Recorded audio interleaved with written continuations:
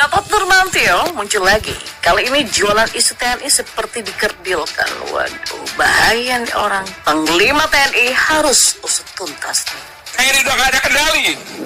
Terjadi pembangkangan. Disharmonisasi pemimpinnya gak kompak. Tidak bagus sama pimpinan. Dan terjadi pembangkangan.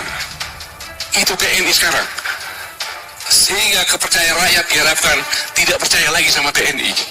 Saudara-saudara, center of gravity Indonesia menjaga Indonesia ini bukan TNI saja, tapi bersatunya TNI dengan rakyat. Ini program dengan berita ini agar rakyat tidak percaya lagi sama TNI. Jenderal yang biasanya muncul setahun sekali, muncul di akhir bulan September. Ini ternyata dia sudah tampil, Lur. Apa ini ada kaitannya sama Pilpres yang sudah semakin dekat? Apakah ada yang lebih darurat dibanding bahaya latihan PKI? Jadi ada Pak Gatot Nurmantio, kita tahu dia ini kan nggak diperpanjang masa jabatannya sebagai panglima TNI sama Pak Jokowi. Jadi ya mungkin masih ada perasaan sakit hati lah sama Pak Jokowi. Seperti biasa sudah kita duga, Pak Gatot ini kembali mengulang dan mengulang tuduhan-tuduhan yang tahun lalu dilakukan, tahun sebelumnya juga dilakukan. Saya tidak tahu apa tujuan beliau apa. Nah, tapi kali ini agak berbahaya. Tapi kita tahu siapa sosok Gatot Nurmantio.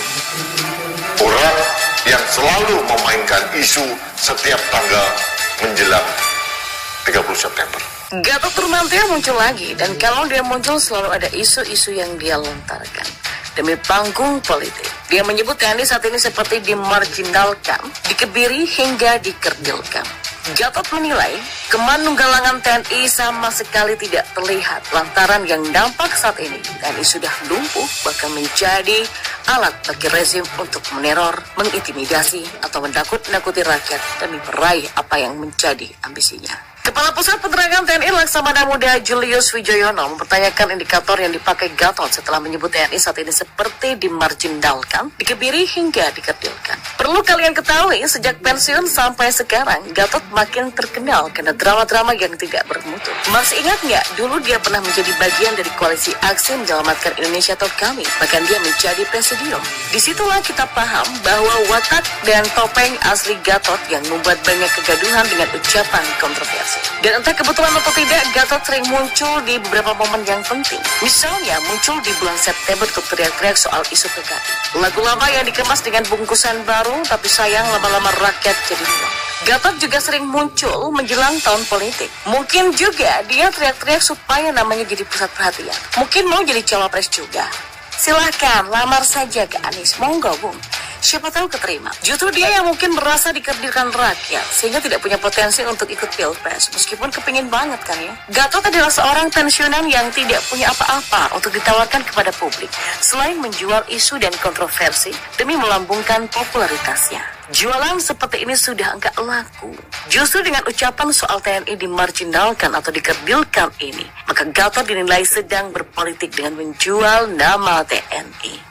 Mirip dengan isu PKI yang dia jual untuk membuat rakyat simpati kepada dia. Memang kelihatan jelas dia mau mencari panggung atau kepingin menjadi cawapres. Sesungguhnya Gatot sedang merendahkan dirinya sendiri dengan menjual isu-isu tidak bermutu.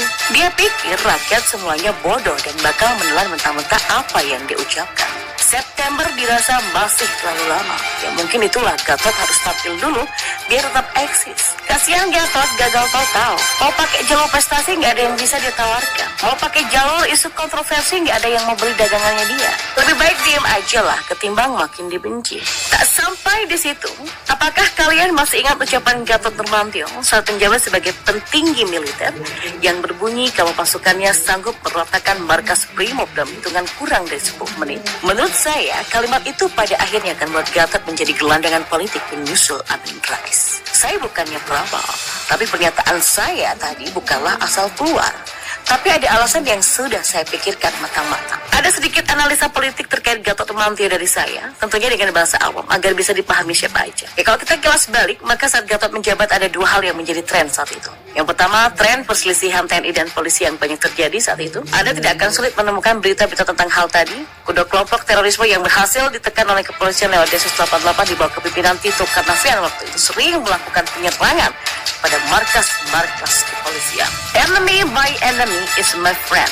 Karena dua hal tadi, maka jangan aneh ketika kita melihat di media sosial para kadal gurun terlihat seperti mengangkat setinggi langit TNI, namun pada saat yang sama menjatuhkan kepolisian. Bagi kelompok radikal, kepolisian dengan Densus adalah musuh yang harus dihadapi. Upaya adu domba yang dilakukan oleh kaum radikal dengan membenturkan TNI dan kepolisian soal mendapatkan respon yang bagus ketika Gatot dengan sombongnya mengklaim mampu meratakan BRIMOB dalam waktu kurang dari 10 menit. Maka tidak aneh kalau kemudian Menteri Pertahanan sebelumnya berkata kalau 3% TNI sudah terpapar radikalisme. Untuk melakukan kudeta terhadap sebuah negara dengan cara yang ekstrim, maka diperlukan kekuatan militer. Disinilah kesulitan TNI dan kepolisian menjadi mutlak diperlukan. Maka pernyataan Gatot tersebut dianggap memecah belah, apalagi saat itu terjadi perselisihan yang panas antara keduanya. Maka bagi saya, inilah alasan sesungguhnya Gatot dipecat. Bukan gara-gara hantu bernama PKI yang hanya ditemukan benderanya, tapi orangnya satu pun tidak pernah terbukti nyata akan melakukan kudeta. Mohon maaf, kalaupun Gatot berpotensi, partai mana saat itu yang mau memajukan Gatot sebagai calonnya?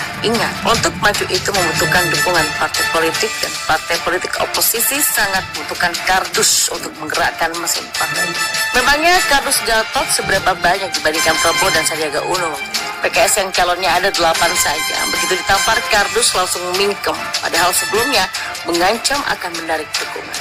Nah, disinilah kebodohan dari hakiki dari Gatot Nurmantio. Setelah dipecat, alih-alih mencari dukungan partai, beliau malah mendekatkan diri pada kelompok 212 yang isinya adalah ormas-ormas yang gak jelas atau yang paling banter, yaitu MUI yang adalah LSM. Bagaimana Gatot mau menjadi calon presiden kalau yang mendukung dia saja masih membutuhkan kardus dari para penyumbang dana dan jualan cap halal?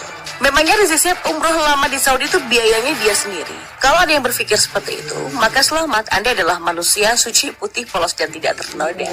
Setelah kesalahan tadi, Gatot Nurmantio nampaknya nggak belajar dari kesalahan. Dia malah ikut bergabung dengan kami yang isinya adalah barisan sakit hati. Dan banyak diantaranya merupakan pecahan-pecahan seperti Din Syamsuddin, Refli Harun, dan Said Didu. Ketika bergabung dengan para pecatan, maka jangan harap ada dukungan politik dari partai atau dana yang berlimpah untuk maju dan menjadi calon presiden. Pecatan memiliki dana dari mana untuk membuat Gatot bisa maju menjadi calon presiden? Paling banter, Gatot cuman akan menjadi pembantu para penyandang dana dengan berbagi kepentingan politik.